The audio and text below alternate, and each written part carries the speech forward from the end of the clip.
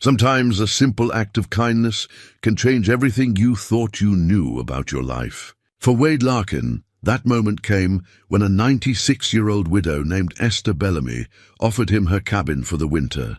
Wade had spent 40 years alone in these mountains with just his dog, Scout. He figured Esther was being generous to a stranger. But when he found old photographs of a man who looked exactly like him, he started asking questions. The pictures were dated decades before Wade was born. Then he discovered a journal in the attic, signed by Esther's husband Thomas, with entries years after his death in 1952. Strange lights flickered in empty rooms. Scout growled at things that weren't there. What secret had Esther kept all these years, and why did she choose Wade to uncover it? Before we jump back in, tell us where you're tuning in from, and if this story touches you, make sure you're subscribed, because tomorrow I've saved something extra special for you. Wade Larkin had always believed that a man's worth could be measured by how well he knew the mountains. At 68, his weathered hands told stories of 4 decades spent in the high country of Montana. Each scar a lesson learned, each callus earned through seasons that would break lesser men. The deep lines around his steel-gray eyes weren't from age alone. They were carved by wind and snow, by squinting into blizzards and watching horizons for signs of change. Scout, his German Shepherd mix, padded silently beside him as they made their way down the narrow mountain trail. The dog had been his companion for 8 years now, found as a half-starved pup during a particularly brutal winter. Together, they developed an understanding that transcended words. Scout's ears, perpetually alert, caught sounds Wade's aging hearing might miss. Wade's experience read the land in ways that kept them both alive. The autumn air carried the sharp promise of winter, that metallic taste that told experienced mountain folk to prepare for the long months ahead. Wade had spent the morning checking his usual winter camps, the sheltered overhang near Clearwater Creek, the abandoned mining shack above Timber Ridge, the small cave system he'd discovered years ago. Each had its merits, but each also had its drawbacks. The overhang flooded during heavy snowmelt. The mining shack had a roof that leaked in 3 places. The caves, while warm, felt too much like waiting to die. He'd been considering his options when Scout suddenly stopped, ears perked, looking down the trail toward the valley. Wade followed the dog's gaze and saw smoke rising from a chimney, not the thick black smoke of burning trash or emergency, but the thin, steady gray of a well-tended fire. Someone was home at the old Bellamy place. Wade had known about the cabin for years, but had never approached it. The mountains had their own code of respect, and you didn't intrude on another person's solitude without invitation. He'd seen the old woman occasionally, usually in town during the brief summer months when the roads were passable. Esther Bellamy, everyone knew her name, though few knew her story. She'd lived alone in that cabin since her husband died, they said. Some claimed it had been 20 years. Others insisted it was longer.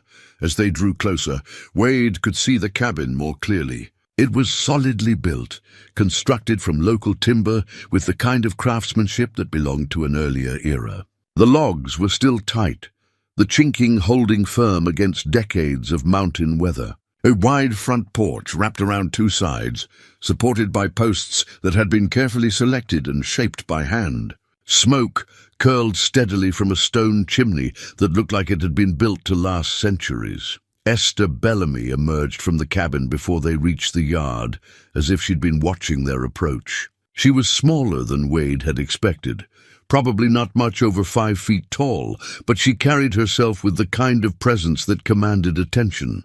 Her silver hair was pulled back in a practical bun, and her dark eyes held a sharpness that suggested her mind remained clear despite her advanced years. "Wade Larkin," she said, not as a question but as a statement. Her voice carried the authority of someone accustomed to being listened to. Wade stopped at the edge of her property, Scout sitting automatically at his side. "Ma'am," he said, touching the brim of his worn baseball cap. "Didn't mean to disturb you. Just passing through?" "No, you weren't," Esther replied, studying him with an intensity that made Wade slightly uncomfortable. "You were looking for a place to winter. I can see it in how you move, how you're assessing everything around you." Been doing it myself for near 30 years. There was something unsettling about how readily she read him, but Wade had to admire her directness. "Winter's coming early this year," he admitted. "Signs all point to a hard one." "They do," she agreed. "And you're getting too old to spend another season moving from camp to camp, fighting to stay warm and dry." Wade bristled slightly at the suggestion, but before he could respond, Esther continued. "I'm 96 years old. Mr. Larkin, I didn't get this far by mincing words or dancing around the truth. You need shelter, and I have something that might work for both of us." She gestured toward the cabin with a slight nod. "Thomas built this place in 1949, built it to last, built it to house a family. But families don't always turn out the way you plan, and sometimes what's meant for many ends up serving just one." Wade noticed how she spoke of her husband in the present tense, as if he might emerge from the cabin at any moment. "Your husband passed some time ago, from what I understand. Official records say Thomas died in 1952, Esther said, her tone neutral. 3 years after he finished this place. Funny thing about official records. Sometimes they tell you what people need to believe, rather than what actually happened." The statement hung in the air between them, loaded with implications Wade wasn't sure he wanted to explore. Scout stirred beside him, a low whine escaping the dog's throat. "There's another cabin," Esther continued, seeming not to notice the dog's reaction. "Up the ridge about a quarter mile. Thomas built it first before this one. Smaller but solid. Good clearing for firewood. Place has been empty for years, but it wouldn't take much to make it livable again." Wade found himself studying the old woman's face, looking for some hint of what she might want in return. In his experience, offers that seemed too good to be true usually were. "Why?" he asked simply. Esther smiled for the first time since their conversation began, and Wade saw a warmth there that hadn't been evident before. "Because places like that are meant to be lived in, not left to rot. Because I'm old enough to know that holding on to things too tightly just makes them slip away faster. And because," she paused, looking at him with that penetrating stare again, "because I think you might be exactly who that place has been waiting for." Before Wade could ask what she meant by that, Esther had turned and walked back toward her cabin. "Come up tomorrow if you want to see it," she called over her shoulder. "Bring your dog." Thomas always said a place isn't properly lived in until it has a dog sleeping by the fire. Wade stood in the gathering dusk, watching smoke continue to rise from her chimney. Scout pressed against his leg, still agitated about something. The dog's behavior bothered him. Scout was usually calm around strangers, but something about this place had him on edge. As they made their way back up the trail to their temporary camp, Wade found himself thinking about Esther's words. There had been something in her voice when she mentioned the cabin being empty, something that suggested it hadn't always been that way. And her comment about official records, what had she meant by that? That night, lying in his sleeping bag with Scout curled against his side for warmth, Wade stared up at the star-filled sky and tried to make sense of the encounter. He'd spent so many years avoiding human connection, finding safety in solitude, that genuine offers of help made him suspicious. But the approaching winter would be brutal, and his aging body wasn't as resilient as it had once been. More troubling was the feeling he'd had while talking to Esther, a sense of familiarity that made no sense. He'd never met the woman before today, but something about her presence, about the way she looked at him, suggested she knew more about him than a stranger should. Scout shifted in his sleep, a small growl rumbling in his chest as he dreamed. Wade reached out to stroke the dog's fur, finding comfort in the familiar ritual. Whatever secrets the mountain held, whatever Esther Bellamy wasn't telling him, the offer of shelter was real. And after 40 years of making his own way, maybe it was time to accept a little help.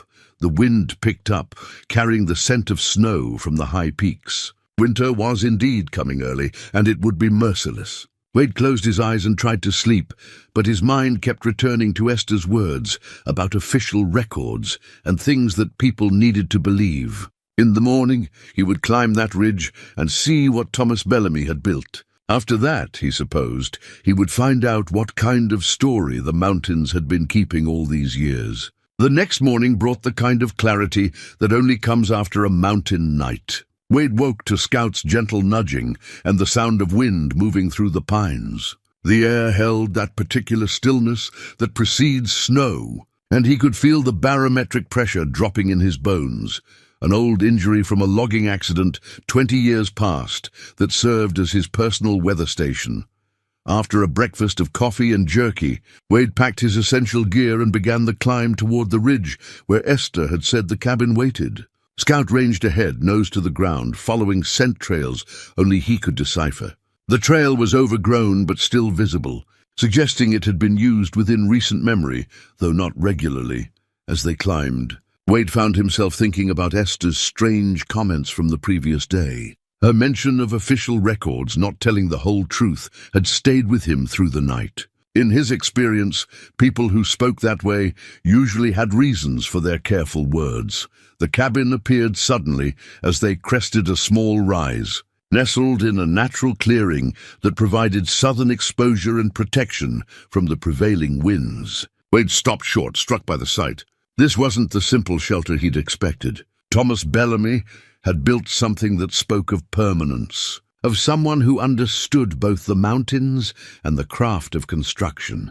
The structure was smaller than Esther's home below, but perfectly proportioned for the setting. Log walls fitted with precision, a steep pitched roof designed to shed heavy snow loads, and windows placed to capture maximum light during the short winter days. A covered porch extended across the front, and Wade could see a stone chimney rising straight and true from the back section. What struck him most was the condition. Despite Esther's claim that the place had been empty for years, it showed signs of recent maintenance. The chinking between the logs looked fresh, the roof showed no obvious damage, and the clearing had been kept clear of deadfall. Scout trotted ahead to investigate the porch, then suddenly stopped, hackles rising. A low growl rumbled in the dog's chest as he stared at the front door. Wade approached cautiously, scanning for any sign of current occupancy, but saw nothing that would explain Scout's reaction. The front door was solid oak, weathered but sturdy, with a simple iron latch. A hand-carved wooden compass hung beside the doorframe, its needle pointing not north, but toward the southeast, toward the valley where Esther's cabin sat. Wade lifted the latch and pushed the door open.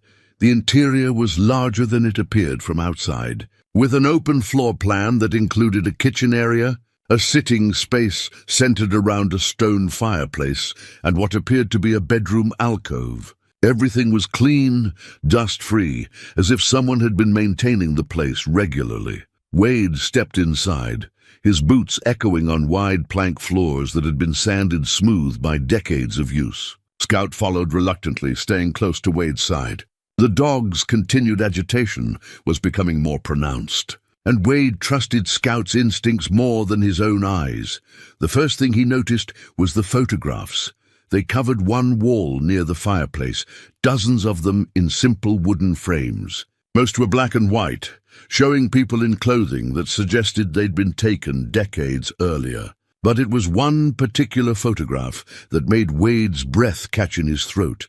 It showed a man standing beside this very cabin, axe in hand, wood chips scattered around his feet. The man was tall, lean, with the kind of weathered features that spoke of a life spent outdoors. He wore work clothes and a hat similar to the one Wade favored. But what stopped Wade cold was the face. The man in the photograph looked exactly like him, not similar, not reminiscent. Exactly like him, down to the particular way his left eyebrow sat slightly higher than his right, the small scar on his chin from a childhood accident, the distinctive shape of his hands. Wade moved closer, studying the image with growing disbelief. The photograph was labeled in faded ink, Thomas Bellamy, August 1951. Wade's hands trembled slightly as he lifted the frame from its hook. The resemblance was impossible to dismiss or explain. He'd never seen this photograph before, had never been to this cabin before yesterday. Yet here was his face, staring back at him from an image taken 17 years before his birth. Scout whined and pressed against Wade's legs, clearly disturbed by something in the cabin. Wade set the photograph down and moved toward the kitchen area, trying to process what he'd seen.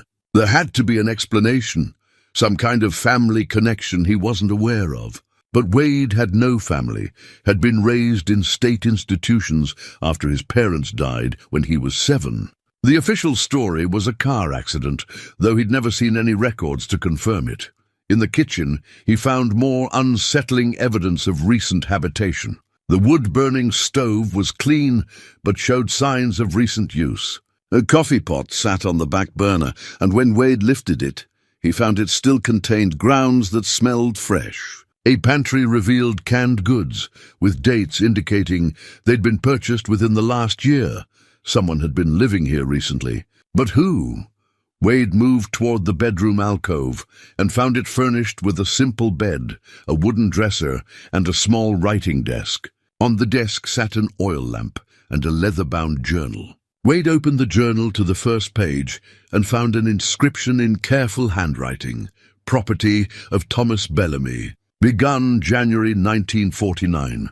The entries that followed were written in the same careful hand, documenting daily life in the mountains. Notes about weather patterns, observations about wildlife, and occasional personal reflections. Wade flipped through the pages, noting dates from 1949, 1950, 1951.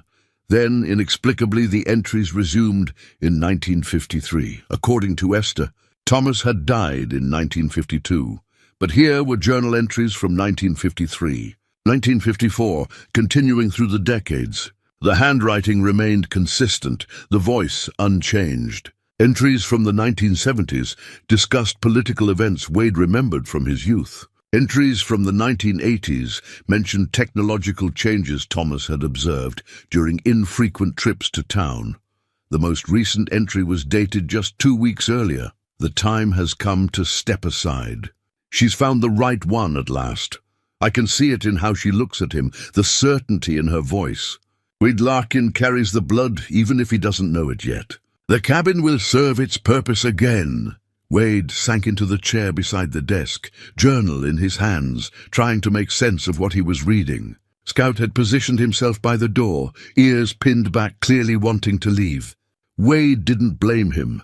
The implications of what they'd found were staggering. According to official records, Thomas Bellamy had died in 1952, yet here was evidence suggesting he'd lived here for decades beyond that date.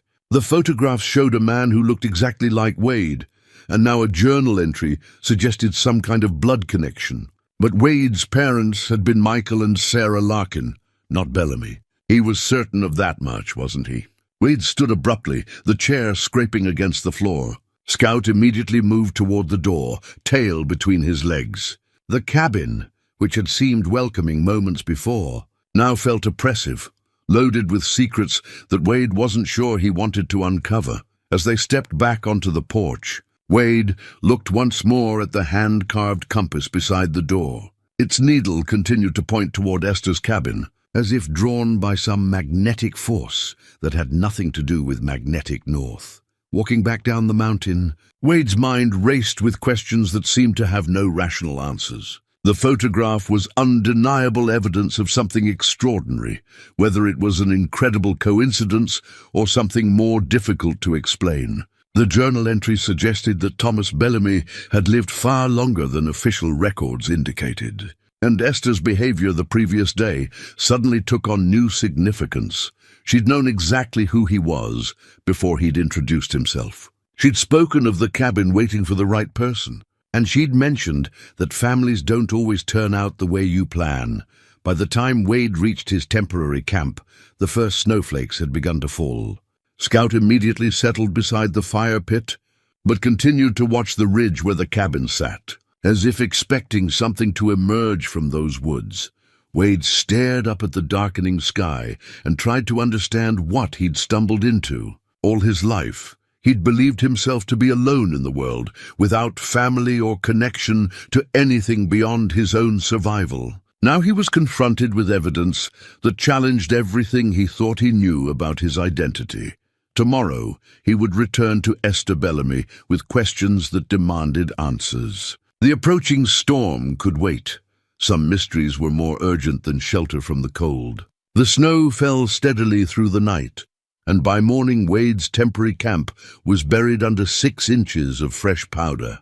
He woke to Scout's urgent pouring and the realization that the storm had intensified beyond what his weather-reading skills had predicted. The wind howled through the pines with a ferocity that spoke of a system that would last days rather than hours. Wade's original plan to confront Esther immediately about the cabin's mysteries became secondary to basic survival. His lean-to shelter, adequate for fair weather, was no match for a genuine mountain blizzard. Ice formed on the inside walls where his breath condensed, and despite the small fire he'd managed to keep burning, the cold was seeping through his sleeping bag. Scout pressed close against him, and Wade could feel the dog shivering. The realization hit him with stark clarity. They needed real shelter, and they needed it soon. The mysterious photograph and impossible journal entries would have to wait. By noon, Wade had made his decision. He packed his essential gear, shouldered his backpack, and began the treacherous climb back toward the cabin. Scout followed without his usual ranging behavior, staying close to Wade's boots as they navigated the snow-covered trail. The storm had transformed the landscape into something alien and hostile. Familiar landmarks disappeared under uniform white drifts, and the wind created whiteout conditions that reduced visibility to mere feet. Wade found himself grateful for Scout's presence. The dog's instincts helped guide them when the trail became impossible to discern. When they finally reached the cabin, Wade was exhausted and thoroughly chilled. His hands shook as he lifted the latch, and he practically stumbled through the door with Scout close behind. The interior felt impossibly warm after their ordeal, though Wade knew it was only marginally warmer than the outside air. The first priority was fire. Wade had noted the stack of split wood on the porch during his previous visit, and whoever had been maintaining the cabin had left kindling and newspaper ready in a wooden box beside the fireplace. Within minutes, he had flames crackling in the stone hearth, and the cabin began to feel like sanctuary rather than mystery. Scout positioned himself in front of the fire, though he remained alert, ears twitching at sounds Wade couldn't hear. The dog's continued unease bothered Wade, but warmth and safety took precedence over supernatural concerns. As the afternoon wore on and the storm showed no signs of abating, Wade allowed himself to truly examine his surroundings. The cabin was remarkably well appointed for a mountain shelter. Someone had stocked it not just with basic necessities, but with comfort items that spoke of long-term habitation. Books, a chess set carved from local wood, even a small radio that picked up distant stations when atmospheric conditions were right. The photograph that had so disturbed him the previous day still hung on the wall, and in the firelight the resemblance seemed even more pronounced. Wade studied every detail of Thomas Bellamy's face, looking for some flaw in the similarity that might restore his rational worldview. He found none.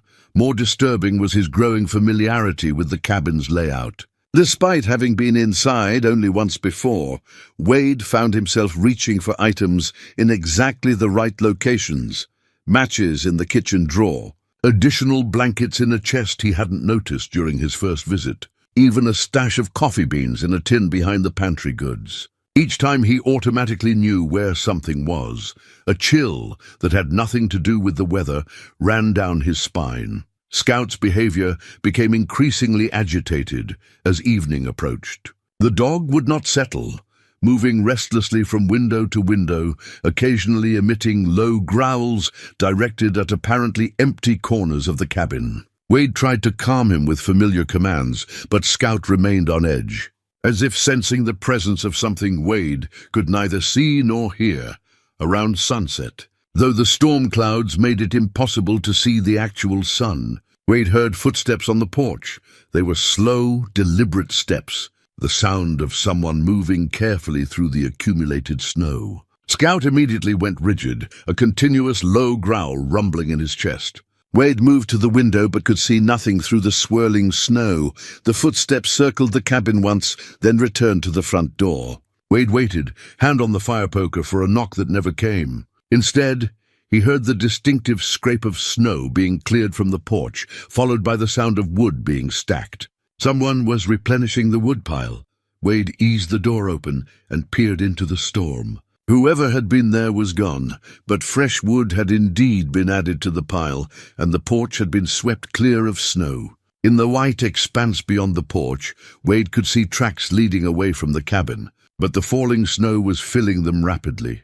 The tracks were large, made by heavy boots, and spaced in the measured gait of someone familiar with mountain travel. They led not toward Esther's cabin in the valley, but higher up the ridge, toward terrain Wade hadn't yet explored. He closed the door and stood with his back against it, trying to process what had just happened. Someone had known they were in the cabin and had taken care to ensure they had adequate firewood for the night. But who would venture out in such weather, and why hadn't they knocked or announced themselves? Scout had positioned himself between Wade and the door, still growling softly. Whatever instincts the dog possessed were screaming warnings that Wade's rational mind couldn't interpret. As the evening progressed, Wade found himself drawn repeatedly to the journal he'd discovered the previous day. He read through entries spanning decades, noting subtle changes in the handwriting that suggested the natural aging of the writer's hand, but no change in voice or perspective.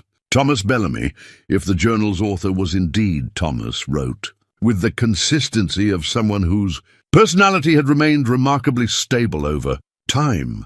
The entries revealed a man deeply connected to the mountains, someone who understood weather patterns, wildlife behavior, and the subtle signs that indicated seasonal changes. They also revealed someone who lived largely in isolation, with only occasional references to trips to town for supplies or rare visits from unnamed guests. But it was the recent entries that captured Wade's attention most completely. The writing from the past few years took on a tone of expectation, as if Thomas had been waiting for something specific to occur. References to the time approaching and preparations being made suggested someone anticipating a significant change. The entry dated 2 weeks earlier, which mentioned Wade by name, was not the most recent. Wade found 3 additional entries written in the days immediately following. Wade has seen the photograph. The recognition will come slowly. It always does with the bloodline. Esther grows impatient, but some things cannot be rushed. The storm approaches exactly as expected. He will be forced to take shelter here to begin the process of understanding. Scout senses the truth of this place. Animals always do. Tonight, I will ensure they have adequate wood for the fire. The cold must not drive them away before the revelation is complete. Wade closed the journal with hands that trembled slightly. Whoever had written these entries had predicted his actions with unsettling accuracy. The storm, his decision to shelter in the cabin, even Scout's reaction, all of it had been anticipated.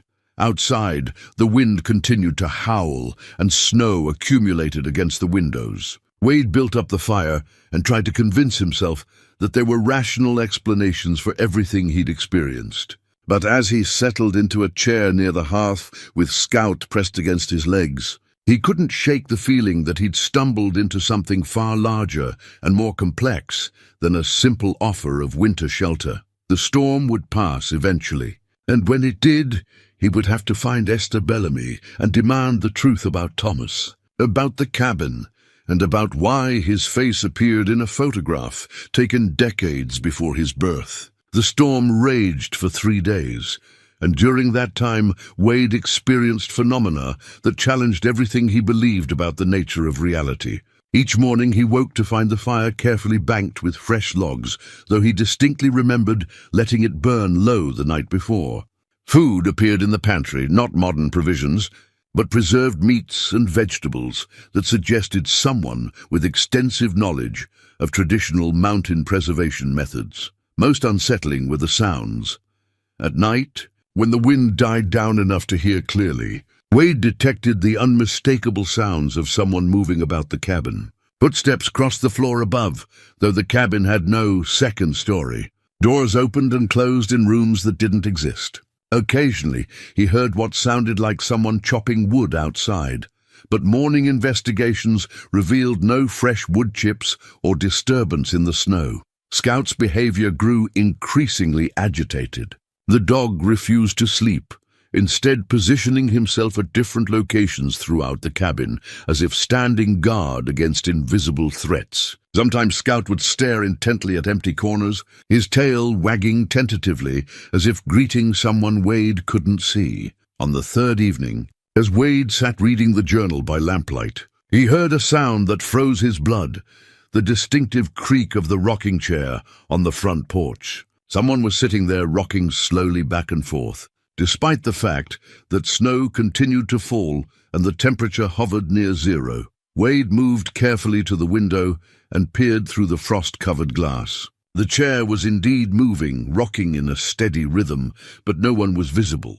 The snow around the chair showed depressions that suggested the weight of an occupant, but Wade could see nothing. Scout joined him at the window, whimpering softly. For the first time since they'd arrived at the cabin, the dog's tail wagged, not the alert, uncertain wag he'd been displaying, but the enthusiastic greeting he reserved for trusted friends. "What do you see, boy?" Wade whispered, stroking Scout's head. The dog pressed against the window, clearly seeing something that remained invisible to Wade. The rocking continued for nearly an hour, accompanied by what sounded like humming, a low, melodic tune that Wade almost recognized, but couldn't quite place. The melody carried a melancholy that spoke of loneliness and long years of waiting. When the rocking finally stopped, Wade watched as the impressions in the snow around the chair slowly filled with fresh flakes, as if whatever presence had been there was gradually fading away.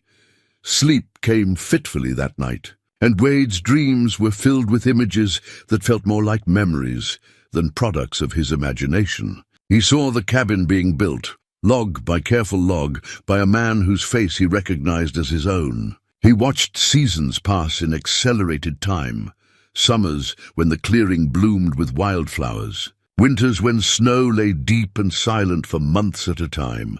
In his dreams, Wade saw Esther as a young woman, visiting the cabin with a small child whose features were indistinct but familiar. He saw arguments between Esther and Thomas, conversations conducted in urgent whispers that Wade couldn't quite overhear. Most disturbing, he saw his own parents, not as he remembered them from his childhood, but as they might have looked before his birth, standing in this very cabin and speaking with Thomas about matters that seemed to carry enormous weight. Wade woke on the fourth morning to sunlight streaming through the windows and the blessed silence that follows a major storm. The weather had broken during the night, leaving behind a world transformed by snow but bright with possibility. Scout seemed more relaxed, though he continued to watch certain areas of the cabin with unusual attention. After breakfast, Wade made his way to the cabin's small front porch and found evidence that his dreams might have contained more truth than imagination. Melting snow had revealed objects that hadn't been there before the storm.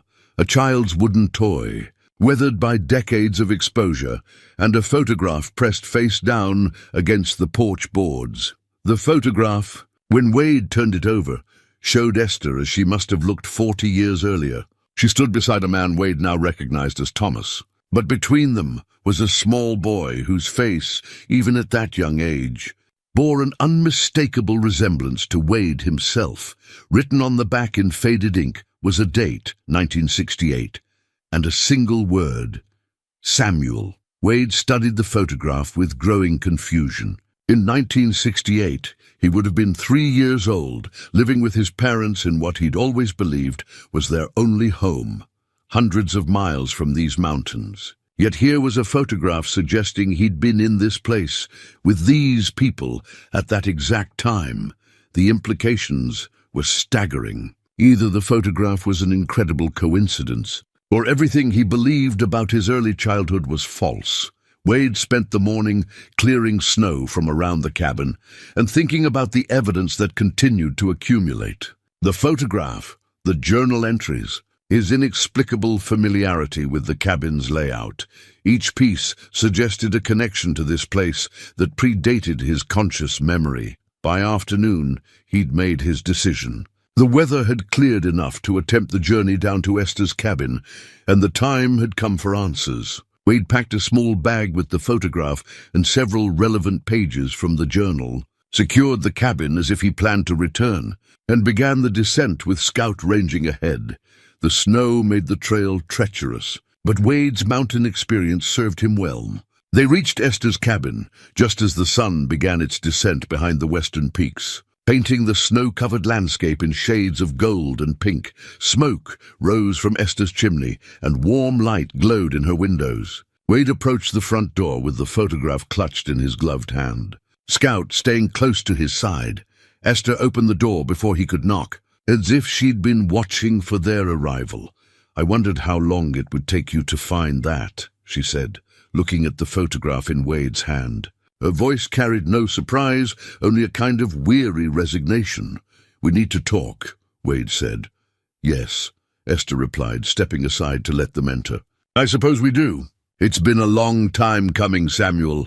The use of the name from the photograph hit Wade like a physical blow. Scout entered the cabin ahead of him, immediately settling by Esther's fire as if he'd been there countless times before. Wade remained standing in the doorway, the photograph trembling in his hand. "My name is Wade Larkin," he said, though the words sounded hollow even to himself. "That's the name they gave you after," Esther said gently. "But you were Samuel Bellamy first. You were Thomas's grandson, and you lived in that cabin until you were 7 years old." The world seemed to tilt around Wade as 40 years of assumed identity crumbled in the space of a single sentence. He gripped the doorframe for support, staring at the old woman who claimed to hold the truth about his past. "That's impossible," he whispered. "Sit down." "Samuel," Esther said, her voice filled with a compassion that carried the weight of decades. "Let me tell you about the family you forgot, and the man who never stopped waiting for you to come home." Wade sank into the chair Esther indicated, his legs suddenly unreliable beneath him.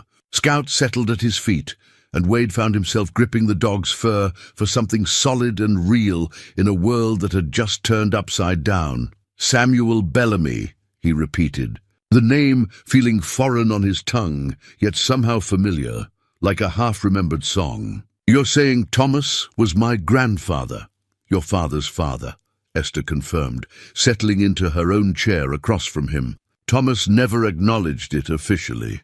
There were reasons for that, complicated reasons involving promises made and secrets kept. But Samuel Bellamy was born in that cabin in 1965, lived there until 1972, and loved that mountain the way children love the only world they've ever known."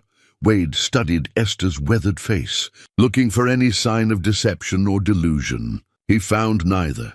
Her dark eyes held the steady certainty of someone recounting established fact rather than constructing fantasy. "My parents were Michael and Sarah Larkin," Wade said, though the assertion felt less solid than it had that morning.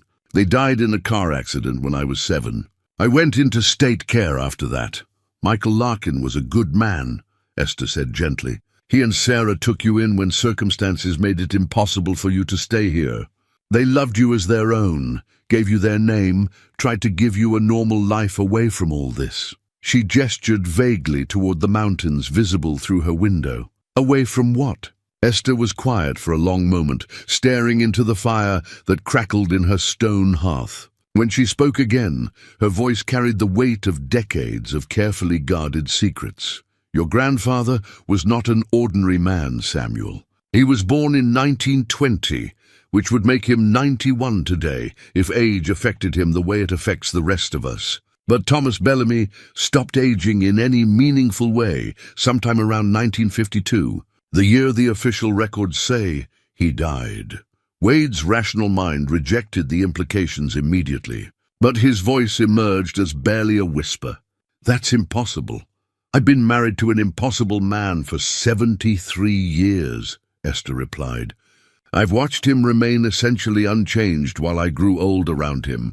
I've seen him survive things that should have killed him, know things he couldn't possibly know, and maintain a connection to these mountains that goes deeper than any normal human relationship with place." She stood and moved to a wooden chest beneath the front window. retrieving a thick folder filled with documents and photographs. This is the real history of Thomas Bellamy, the parts that never made it into any official record.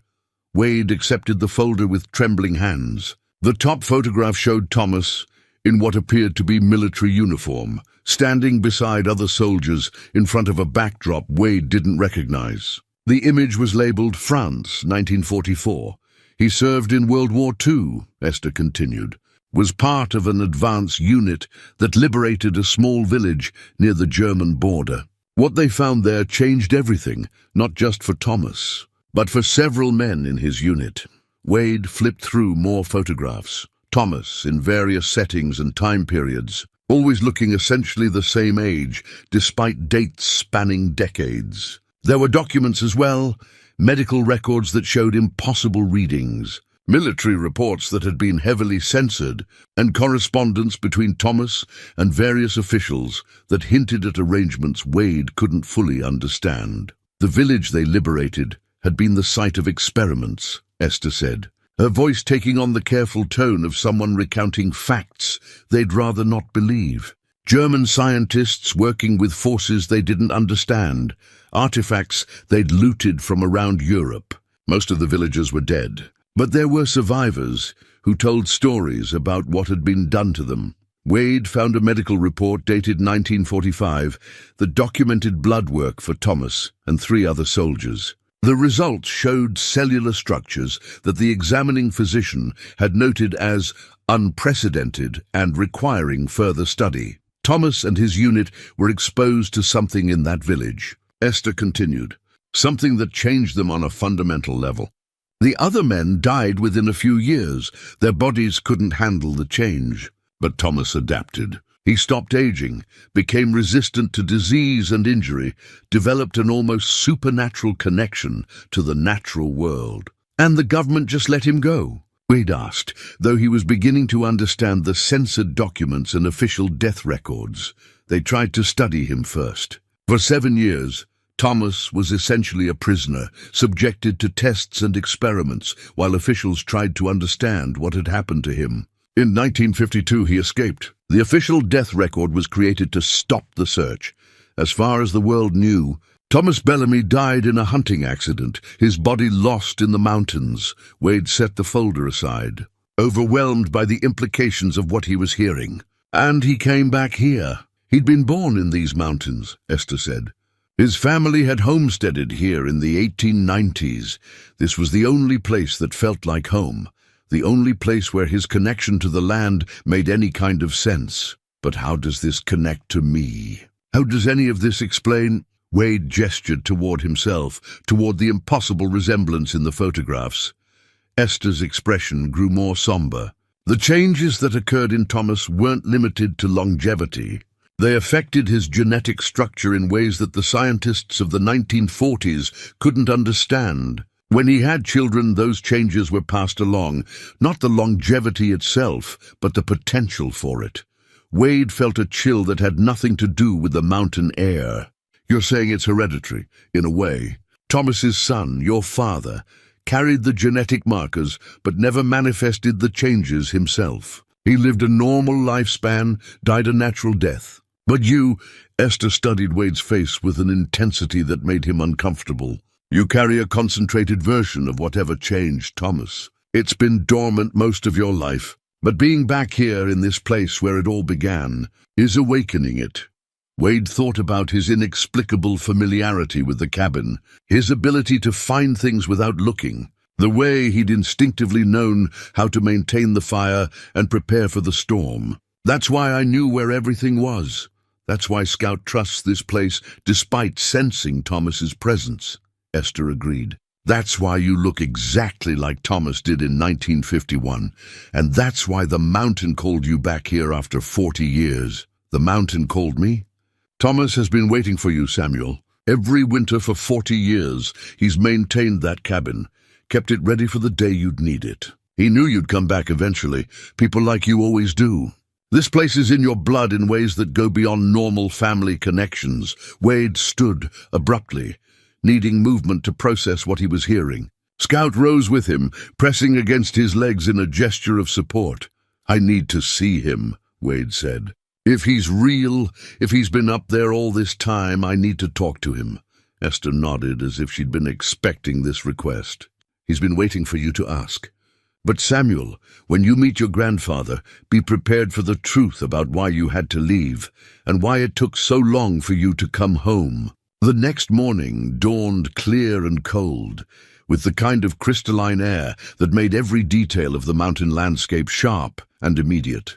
Wade had spent the night at Esther's cabin, sleeping fitfully on her couch while his mind struggled to process the revelations of the previous evening. Scout had slept peacefully for the first time since they'd arrived in the mountains.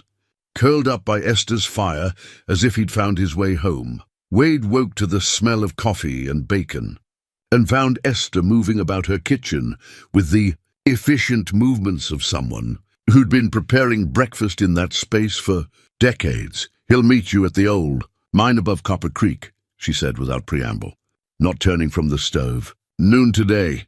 It's about an hour's hike from the cabin, following the ridge trail." Wade accepted the cup of coffee she handed him, noting that she'd already packed a small knapsack with supplies. "You've talked to him?" "Thomas and I have been talking for 70 years, Esther replied. "Distance doesn't matter much when you've been together as long as we have." Wade wanted to ask how that communication worked, but decided some mysteries could wait for later.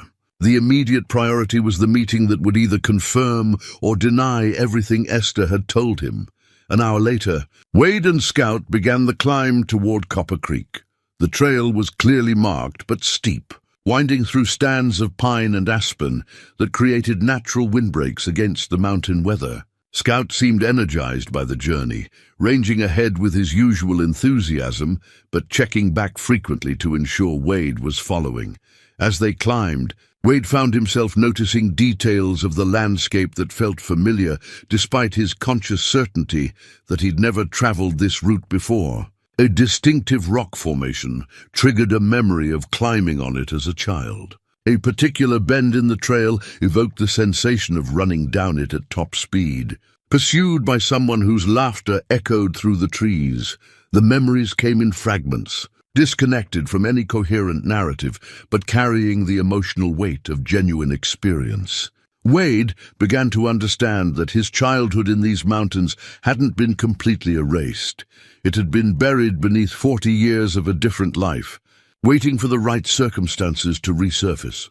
The old mine appeared suddenly as they crested a small ridge. It was a horizontal shaft cut into the mountainside, probably dating from the late 1800s when gold fever had brought prospectors to these remote locations. A weathered wooden framework supported the entrance, and Wade could see that someone had recently cleared debris from the opening. Thomas Bellamy sat on a flat boulder beside the mine entrance, and Wade's breath caught in his throat at the sight of him. The man appeared to be in his early 30s, though Wade knew from Esther's account that he was decades older.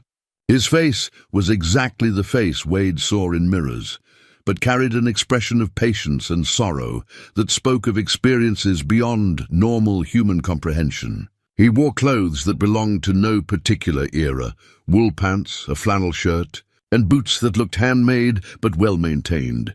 Scout approached Thomas without hesitation, tail wagging with the enthusiasm reserved for beloved friends. Thomas reached down to stroke the dog's head, and Wade saw genuine affection in the gesture. "Hello, Samuel," Thomas said, his voice carrying the particular resonance that comes from years of mountain solitude. "You've grown into a good man. I'm proud of that." Wade remained standing, uncertain how to begin a conversation with a grandfather who looked younger than himself. "Esther told me you've been waiting for me." 40 years, Thomas confirmed. "Though waiting isn't quite the right word. I've been preparing for your return, maintaining the cabin, watching over things until you were ready to come home. Why didn't you contact me sooner? Why let me believe I had no family?" Thomas's expression grew more somber. "Because the kind of life I live isn't something you choose for a child. The changes that affected me come with a price: isolation, watching everyone you care about age and die while you remain unchanged. Knowing that normal human connections become impossible over time." Wade moved closer, settling on a fallen log that provided a clear view of his grandfather's face. "But you married Esther." "I married Esther when I was still essentially human," Thomas replied. "By the time I understood what I was becoming, we were already bound together in ways that transcended the physical changes. She chose to stay with me, to share this life, but that choice came with full knowledge of what it meant. And my father. Your father was born before the changes fully manifested. He lived a normal lifespan, had a normal relationship with aging and mortality. When he had you, we hoped the genetic markers would remain dormant, that you'd be spared the complications of our family's particular legacy." Thomas stood and walked to the mine entrance, staring into the darkness beyond. "But when you turned 7, things began to change. Small things at first. You stopped getting sick, healed from injuries faster than normal children, began to display an intuitive understanding of the mountains that went beyond anything you could have learned." Wade remembered the accident that had led to his placement with the Larkins, a fall from a cliff that should have killed him but had resulted in only minor scrapes. At the time, everyone had called it miraculous luck. The authorities were beginning to notice, Thomas continued.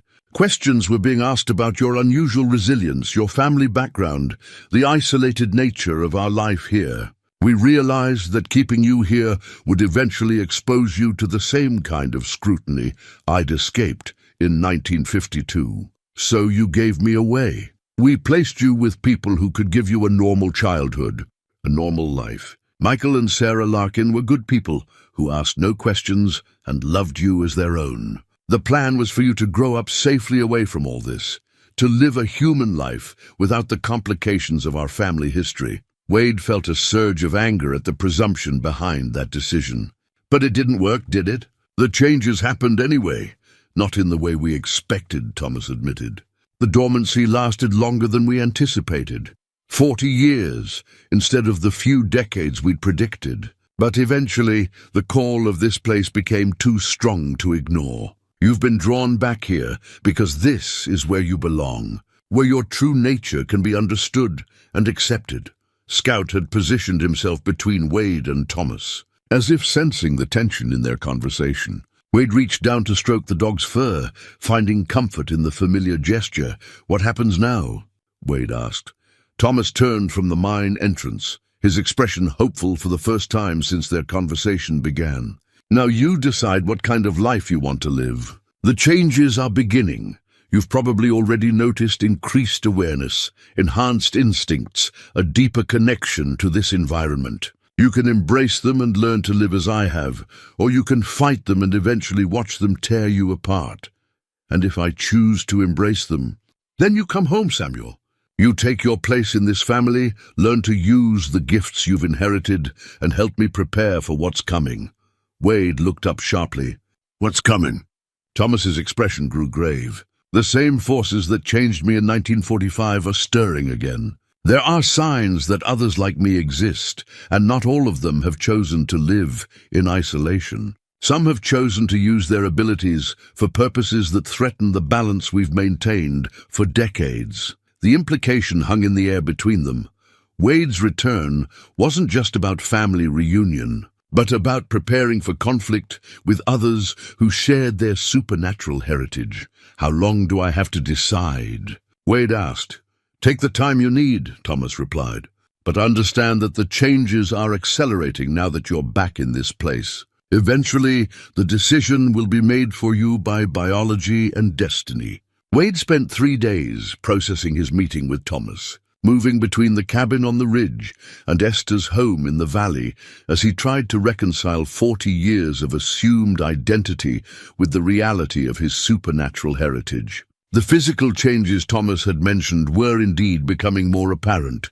His vision had grown sharper, particularly at night, and he found himself moving through the mountain terrain with an unconscious grace that would have taken years to develop naturally. Scout seemed to approve of these changes, displaying a contentment Wade had rarely seen in their years together. The dog's earlier agitation had been replaced by a watchful alertness that suggested he was protecting something precious rather than guarding against threat. On the fourth morning, Wade was splitting firewood behind the cabin when Scout suddenly went rigid, his ears pricked toward the valley below. Wade followed the dog's gaze and saw a black SUV making its way up the narrow mountain road that led to Esther's cabin. The vehicle moved slowly, carefully navigating ruts and obstacles. But there was something purposeful about its approach that made Wade uneasy. He set down his axe and moved to a position where he could observe without being seen. The SUV stopped in front of Esther's cabin, and 3 men emerged. Even at distance, Wade could see they were not typical mountain visitors. Their clothes were too new, their movements too coordinated, their attention too focused on the cabin and its surroundings. Wade was reaching for the rifle Thomas had left in the cabin when Scout bolted down the ridge, moving faster than Wade had ever seen him travel. The dog's protective instincts had apparently overridden his usual obedience, and Wade knew he had to follow. By the time Wade reached Esther's cabin, the confrontation was already underway. The 3 men stood on Esther's front porch while she faced them from her doorway, her small frame dwarfed by their bulk, but her posture radiating defiance. "Told you people 40 years ago that you'd get nothing from us," Esther was saying, her voice carrying clearly in the thin mountain air. "That hasn't changed, Mrs. Bellamy," the lead man replied, his tone professionally courteous but underlaid with threat. "Circumstances have changed significantly since our last contact. Recent satellite surveillance has detected energy signatures from this area that match patterns we've been tracking for decades." Wade crept closer, using the tree line for cover.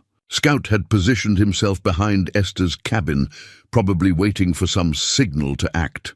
"The subject, designated as TB7, has been living in isolation for 70 years, the man continued. "But now we have evidence of secondary manifestation, another individual displaying similar capabilities. Federal law requires us to investigate any emergence of enhanced human subjects.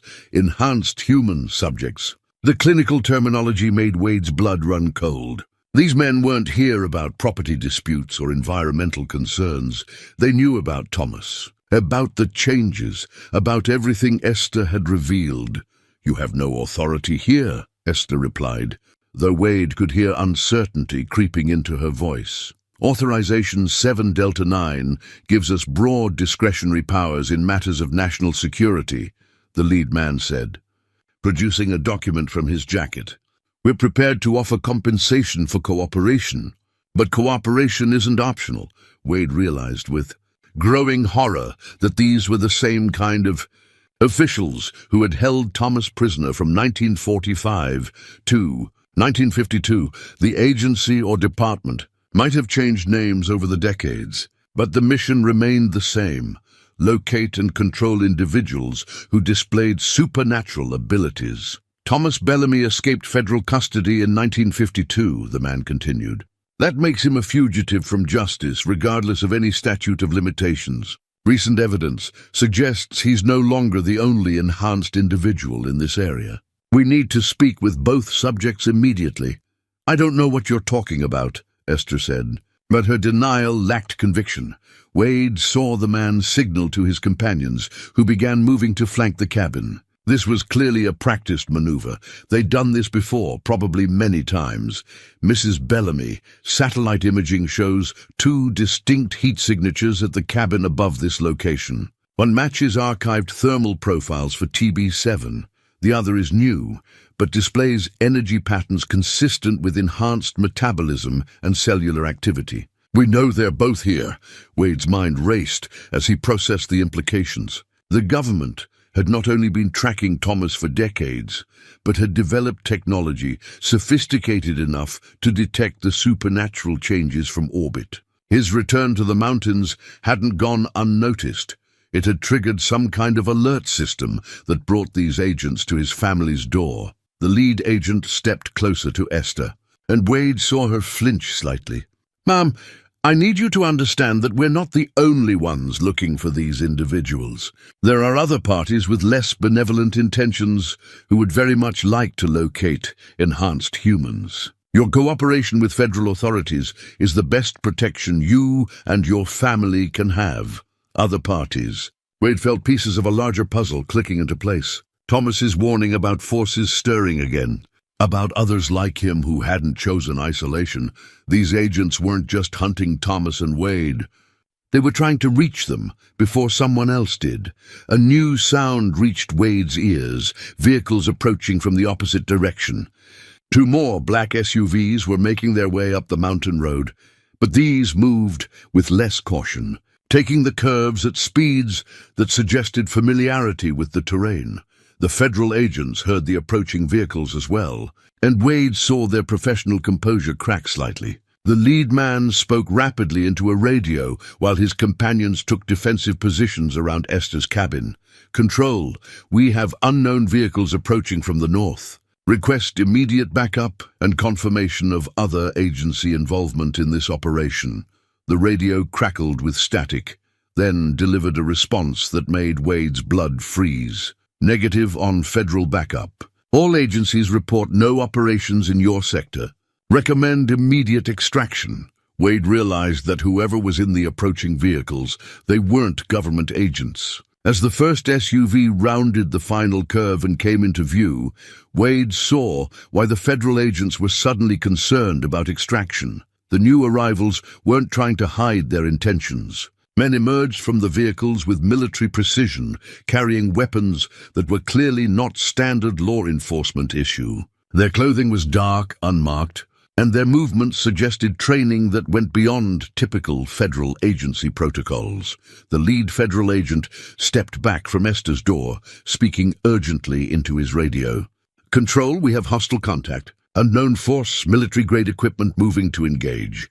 Need immediate..." His transmission cut off as one of the newcomers raised what appeared to be some kind of energy weapon. A pulse of blue light struck the federal agent's radio, reducing it to smoking plastic and metal. "Federal agents," called a voice from the new group, amplified by some kind of speaker system. "You are operating outside your jurisdiction and interfering with a sanctioned recovery operation. Stand down immediately." Wade watched in growing alarm as the two groups faced off in Esther's front yard. Neither seemed particularly concerned about her safety, and both appeared to know exactly why they were here. A third voice cut through the tension, Thomas's voice. Though Wade couldn't see where his grandfather was positioned, "Esther, get inside the cabin and stay there. Samuel, I know you're watching from the tree line. These people are here because of what we are, and they won't leave until they have what they came for." Wade saw Esther quickly retreat into her cabin, but the opposing groups remained focused on each other rather than pursuing her. Thomas Bellamy, the newcomer with the amplified voice, called out, "My name is Colonel Marcus Webb. I represent an organization that has been tracking enhanced individuals for the past decade. We offer something the federal government cannot. A chance to use your abilities for purposes beyond mere survival." "And Samuel Bellamy," Colonel Webb continued, somehow knowing exactly where Wade was hidden. "We know about your recent transformation, about the genetic inheritance that's finally manifesting itself. You have a choice to make about how you want to use what you're becoming." Wade felt the weight of multiple gazes searching for him in the tree line. Both groups knew he was there, and both wanted something from him. The federal agents wanted to control him, study him, probably imprison him, as they had Thomas decades earlier. But what did this Colonel Webb and his military-equipped team want? Thomas's voice rang out again, closer now, but still from an unseen position. "Samuel, whatever you decide, understand that this moment changes everything. There's no going back to the life you had before, no return to anonymity. The world has found us, and we have to choose how we're going to respond." Wade looked toward Esther's cabin, where Scout had emerged from hiding to position himself protectively by the front door. The dog's loyalty was unwavering, but this situation was far beyond anything Scout could help with. Three forces converged on this remote mountain location, federal agents seeking to contain supernatural threats, a mysterious military organization offering unknown alternatives, and his own family trying to protect secrets they'd kept for 70 years. Wade realized that his quiet reunion with his heritage had just become something much more complex and dangerous. The choice Thomas had given him about embracing his abilities was no longer theoretical. It was immediate, urgent, and would determine not just his own future, but the fate of everyone he'd come to care about. The standoff in Esther's front yard stretched into tense minutes as both groups maintained their positions, weapons drawn but not yet firing. Wade remained hidden in the tree line, acutely aware that any movement on his part could trigger violence that would endanger everyone, particularly Esther. Colonel Webb's amplified voice cut through the mountain air again. "Mr. Bellamy, both of you, I understand your reluctance to trust any official organization. The federal government's track record with enhanced individuals has been less than exemplary. But we represent a different approach. The lead federal agent, his radio destroyed, but his authority intact, stepped forward. Colonel Webb, you're operating without federal oversight in a matter of national security. Stand down or face charges under the Enhanced Persons Act of 1978. Wade felt a chill at the mention of legislation he'd never heard of. The government had been dealing with people like him for decades, creating laws and protocols he'd never known existed.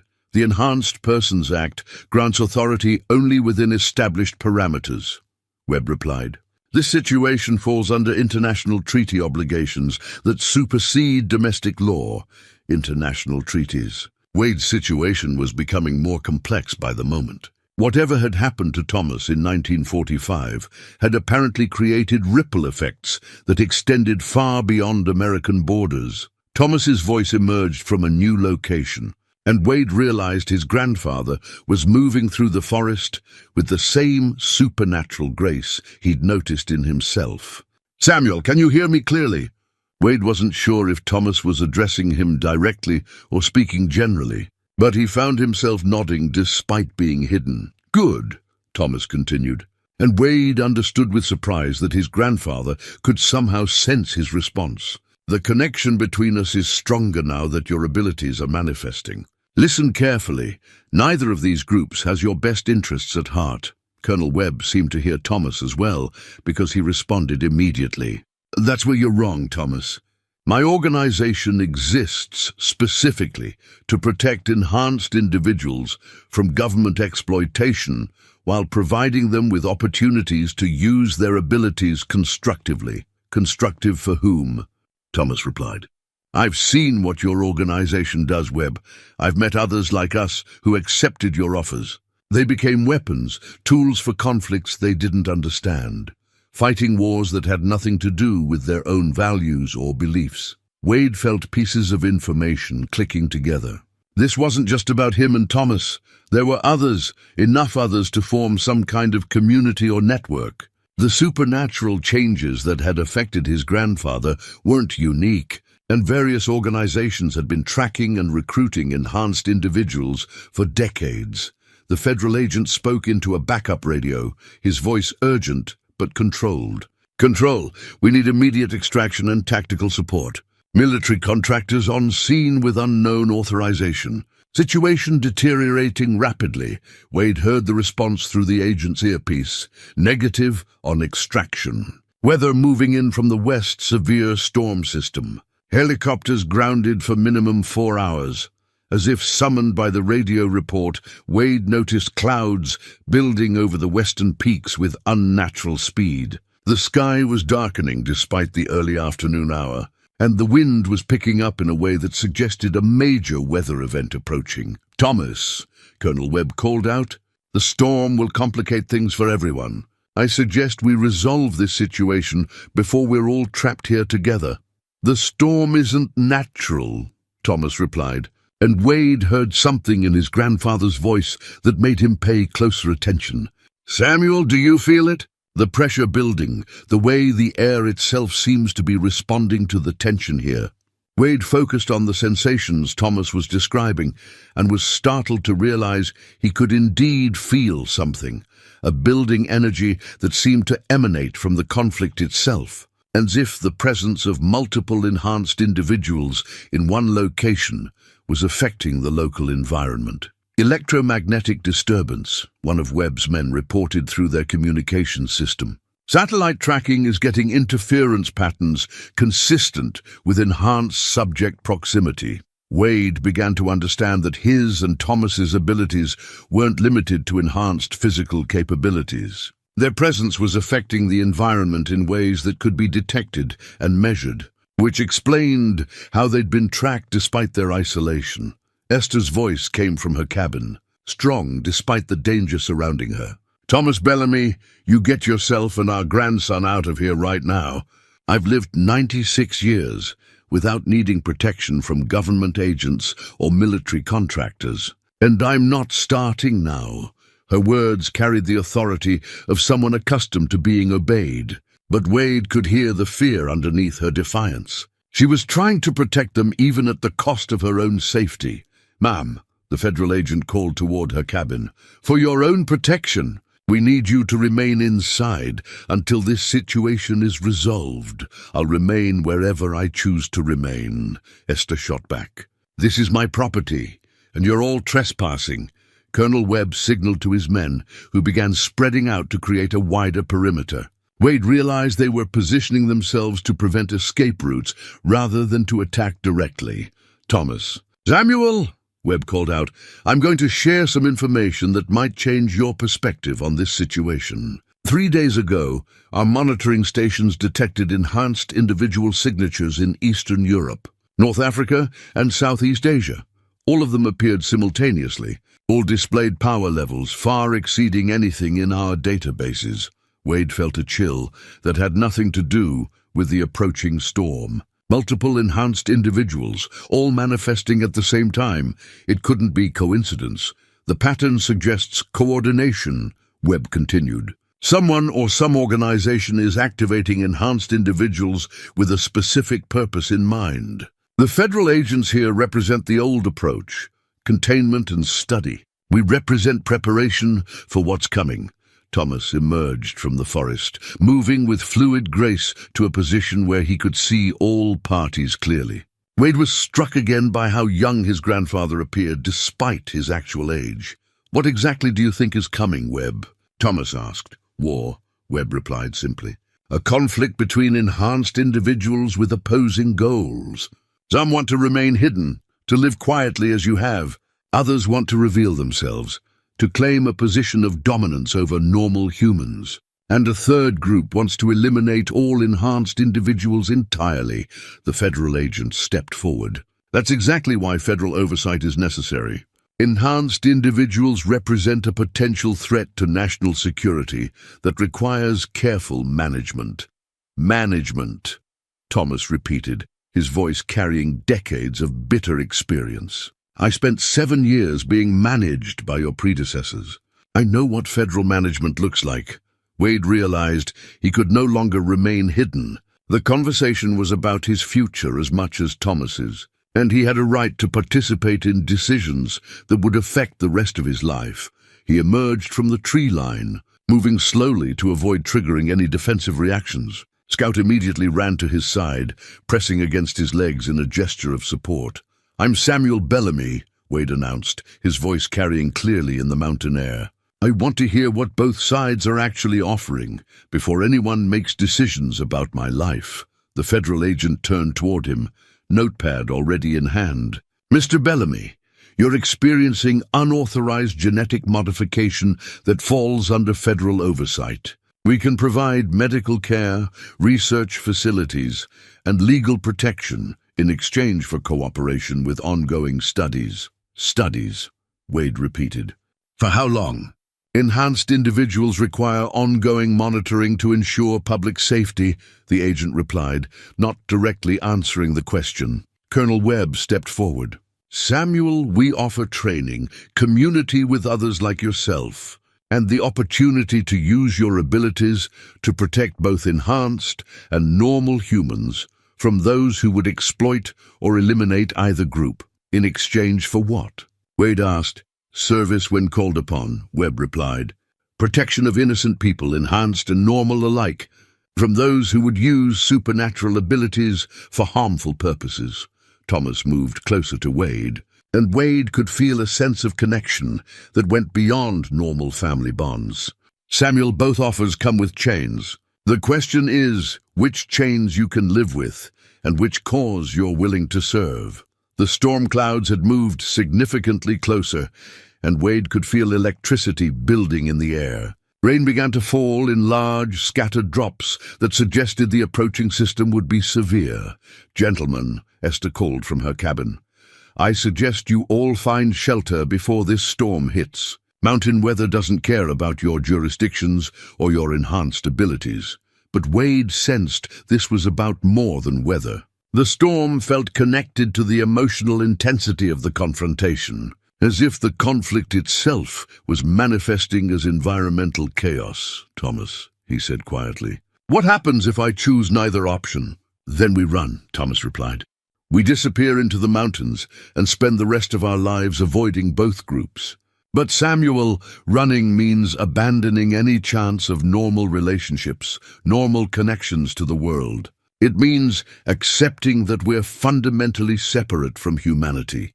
Wade looked at Scout, who sat alertly beside him, then at Esther's cabin where the woman who'd raised his father waited for resolution. He thought about the 40 years he'd spent believing himself to be alone in the world, and the brief taste of belonging he'd experienced since returning to these mountains. "How long do I have to decide?" he asked. Thunder rumbled overhead, and the first serious raindrops began to fall. Colonel Webb checked his watch and spoke briefly to his men. "The storm will ground all aircraft and make the roads impassable," Webb said. "We're all going to be here together until it passes. That gives us several hours to discuss terms and reach an agreement that serves everyone's interests." The federal agent was speaking rapidly into his radio, trying to coordinate with his superiors before communications became impossible. Wade realized that the approaching storm had created an unexpected opportunity. Time to learn more about both options before making a choice that would determine the direction of his life. But it had also created a trap. They were all going to be confined to this small area until the weather cleared, and he suspected that the closer proximity would only intensify the conflicts between the competing groups. "Esther," he called toward the cabin, "do you have room for guests?" Her laughter carried clearly despite the wind. "Samuel Bellamy, I've been preparing for this conversation for 40 years. I've got coffee for everyone and enough soup to feed an army. But I'll warn you all right now, anyone who tracks mud on my floors will answer to me, enhanced abilities or not." The storm struck with a ferocity that transformed Esther's cabin into an ark surrounded by chaos. Rain hammered against the windows with enough force to rattle the glass, and wind howled through the mountain passes with a voice that seemed almost alive. Within an hour, the dirt road leading to the cabin had become an impassable river of mud and debris. Inside the cabin, an uneasy truce prevailed as representatives of 3 different worldviews found themselves forced into unwilling proximity. Esther had indeed prepared coffee and soup for everyone, serving both groups with the stern hospitality of someone who wouldn't tolerate poor behavior in her home, regardless of the circumstances. Wade sat near the fireplace with Scout pressed against his legs, studying the faces around him. The federal agents maintained their professional demeanor, but couldn't hide their discomfort with the situation. Colonel Webb's men seemed more relaxed, as if enforced waiting was part of their regular experience. Thomas had positioned himself where he could observe everyone while remaining close to the cabin's back door. Wade noticed that his grandfather's apparent age shifted subtly depending on the light and his emotional state, sometimes appearing as young as 30, other times showing hints of the decades he'd actually lived. "Since we're all here," Esther announced, refilling coffee cups with determined normalcy, "perhaps it's time for some honest conversation about what each of you actually wants."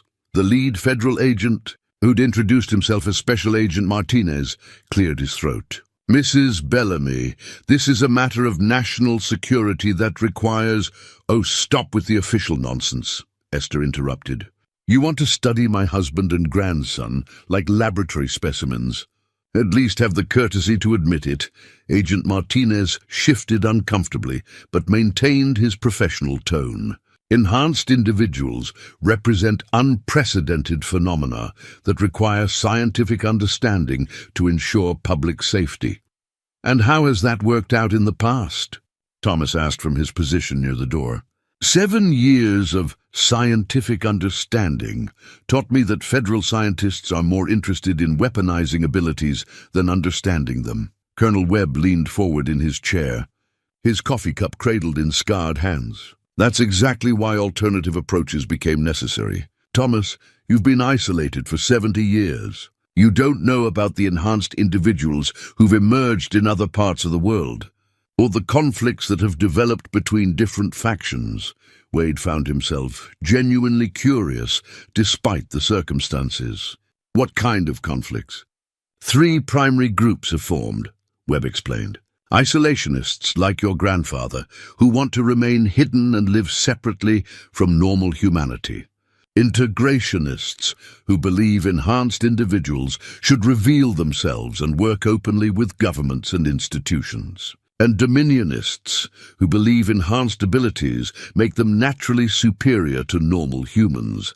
And which group do you represent? Wade asked. None of them, Webb replied. We represent the idea that enhanced individuals have a responsibility to protect both themselves and normal humans from those who would exploit supernatural abilities for harmful purposes. Agent Martinez spoke up, which is exactly why federal oversight is necessary.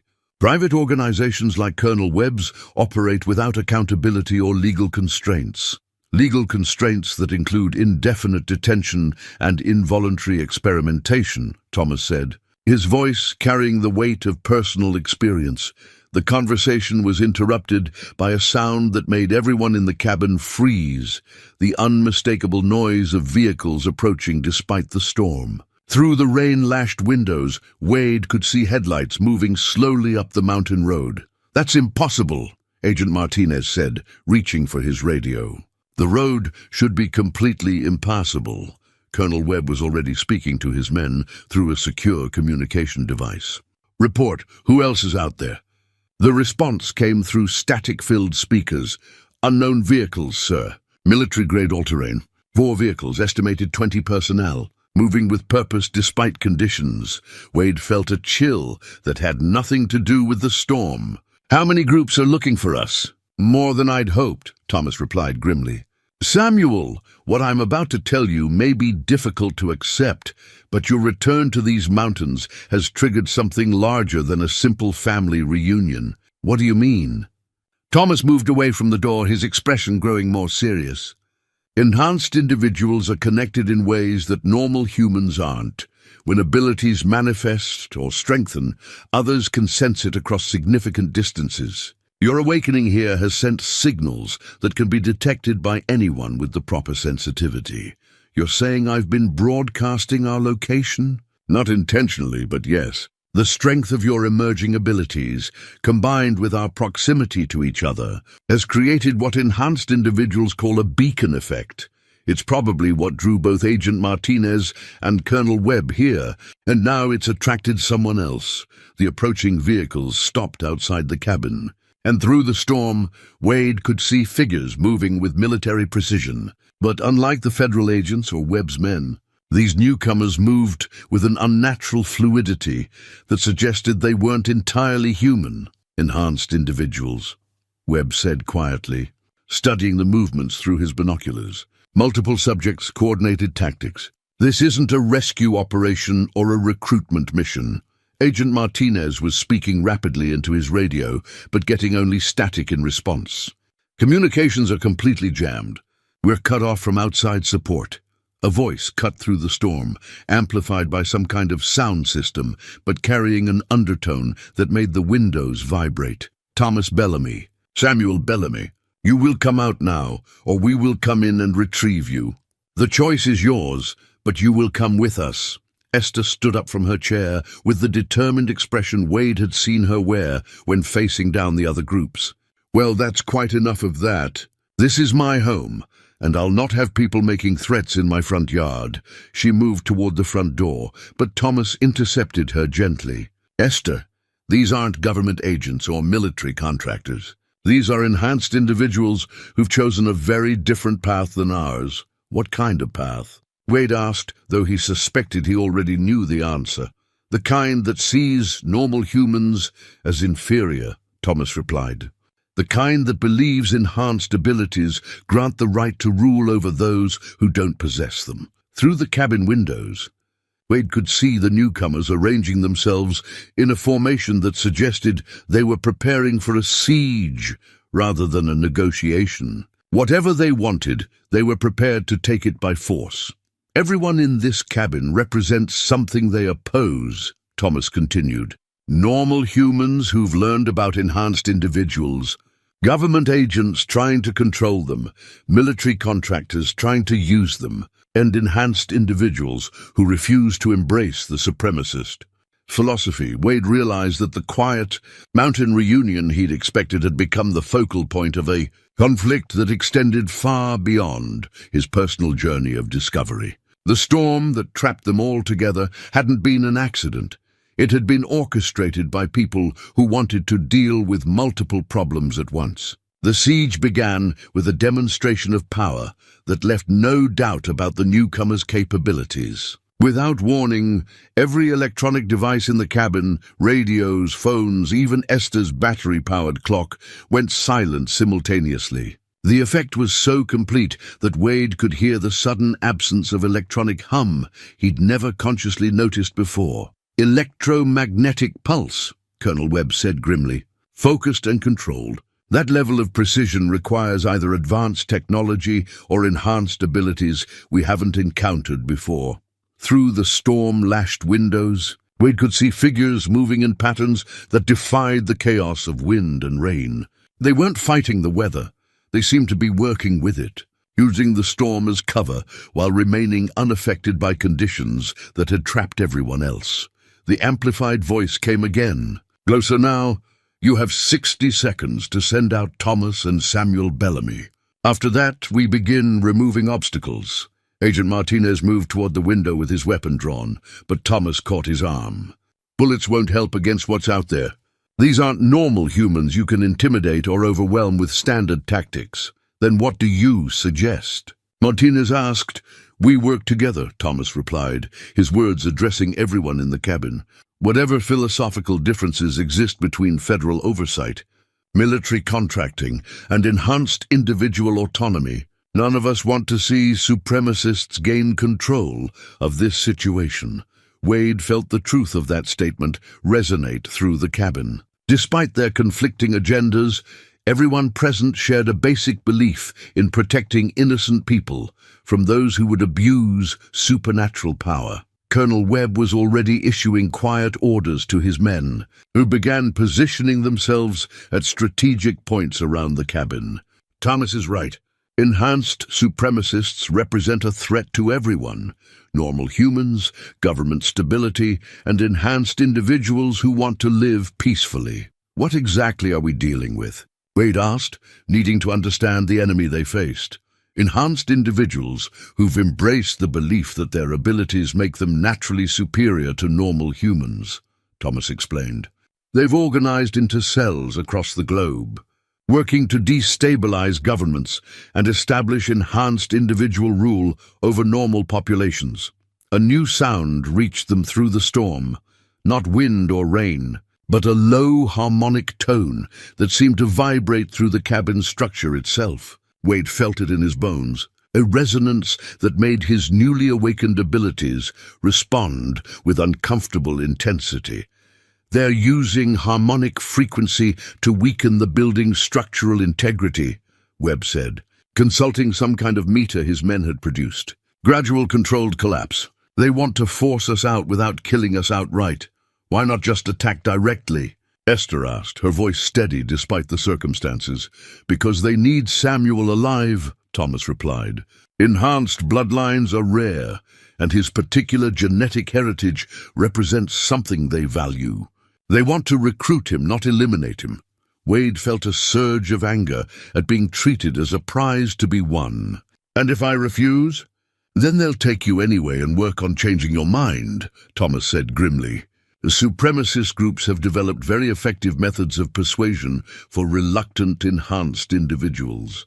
The harmonic vibration intensified, and Wade could see dust falling from the cabin's ceiling beams. Esther's carefully maintained home was being systematically weakened around them.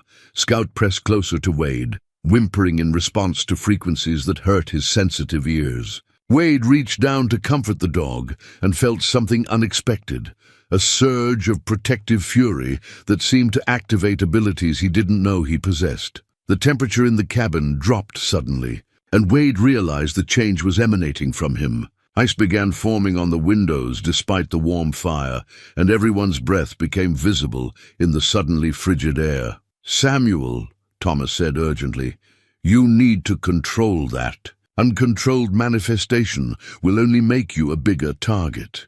But Wade found that the cold felt right, felt like an extension of his will rather than an accident. He could sense the enhanced individuals outside the cabin, could feel their locations and intentions as clearly as if they were visible. "There are 6 of them," he said, his voice carrying new authority. 4 positioned around the cabin, 2 moving toward the back door. They're not expecting resistance from inside. They think we're trapped and helpless. Colonel Webb stared at Wade with professional interest. "Enhanced sensing abilities. Thomas, his manifestation is accelerating under stress. It's the proximity to other enhanced individuals," Thomas explained. "Being near them is activating dormant capabilities faster than they would normally develop." The back door of the cabin exploded inward with a sound like thunder. 2 figures entered through the wreckage, moving within human speed and coordination. Wade got his first clear look at enhanced supremacists, and understood immediately why normal humans would fear them. They had been human once, but their abilities had changed them in ways that went beyond the subtle alterations Wade and Thomas displayed. Their eyes held an inner light that pulsed with each heartbeat. Their movements flowed like liquid mercury, too fluid and precise for normal human physiology. "Thomas Bellamy," the lead figure said, its voice carrying harmonics that normal human vocal cords couldn't produce. "You have hidden from your destiny for 70 years. That ends now." "And Samuel Bellamy," the second figure continued, looking directly at Wade, "you will learn to embrace what you truly are, rather than clinging to the limitations of human morality." Wade felt the cold emanating from him intensify, and realized that his fear was transforming into something far more dangerous, the kind of protective rage that could reshape the environment around him. "No," he said simply, and the word carried enough force to make the cabin walls shake. "I choose my own destiny. The battle for Wade's future and the future of enhanced individuals everywhere was about to begin." The confrontation lasted less than 10 minutes, but those minutes redefined Wade's understanding of what he was capable of becoming. The cold that had been building around him exploded outward in a wave of freezing energy that caught everyone by surprise, including Wade himself. The supremacist enhanced individuals, confident in their superiority, found themselves moving through air that had become thick as syrup and cold enough to freeze their breath in their lungs. Thomas moved with fluid grace, his 70 years of experience manifesting as combat skills that belonged to no human martial art. He engaged the lead supremacist in a battle that seemed to defy physics, both figures moving at speeds that left afterimages in the air. Colonel Webb and his men, along with Agent Martinez, provided covering fire that proved surprisingly effective.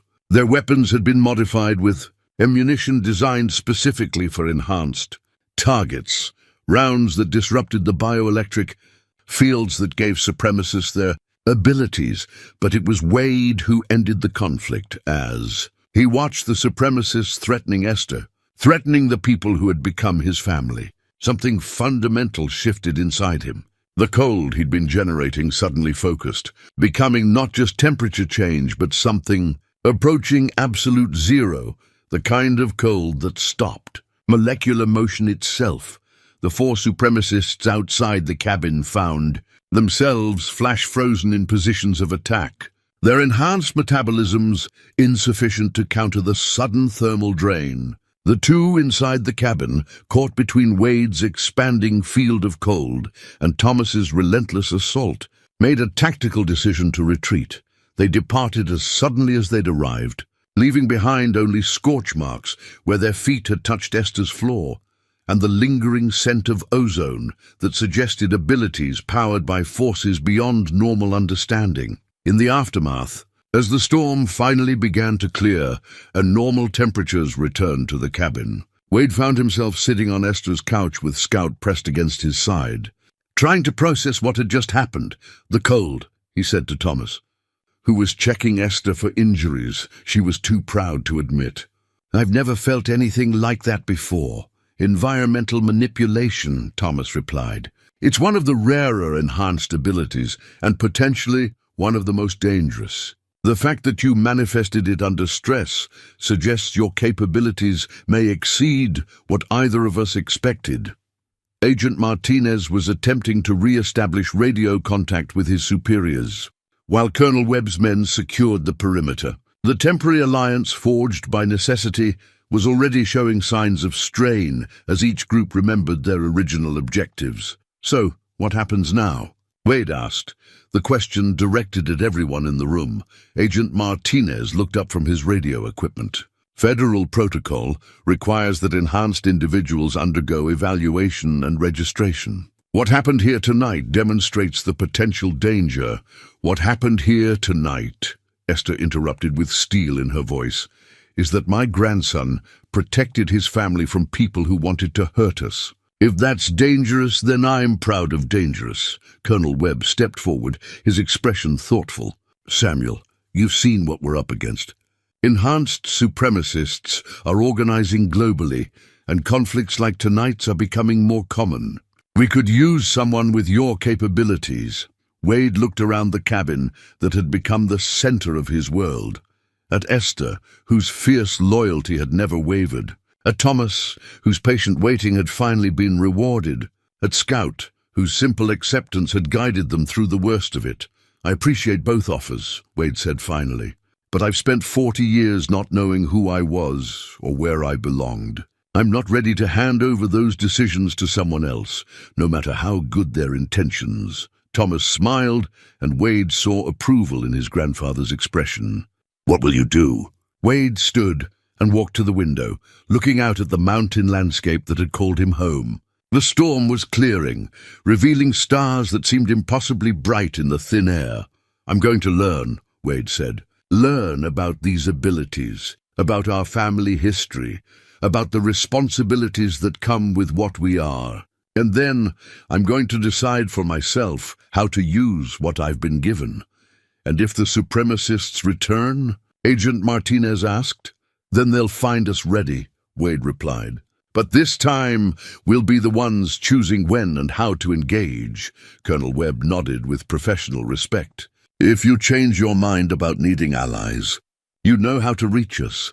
Same goes for federal support, Agent Martinez added, though his tone suggested he expected a negative response. Over the following days, as various government and military personnel departed the mountain and life settled into a new rhythm, Wade began to understand what his future might look like.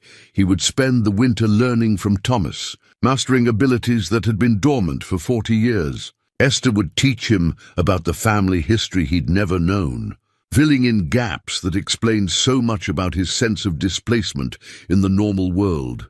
Scout adapted to their new life with the easy acceptance that dogs brought to all circumstances. As long as his people were together and safe, the cabin on the ridge became home in a way that nowhere else had ever been. Wade found that he could sense Thomas's presence even when his grandfather was miles away, and understood that the connection between enhanced individuals went deeper than shared genetics.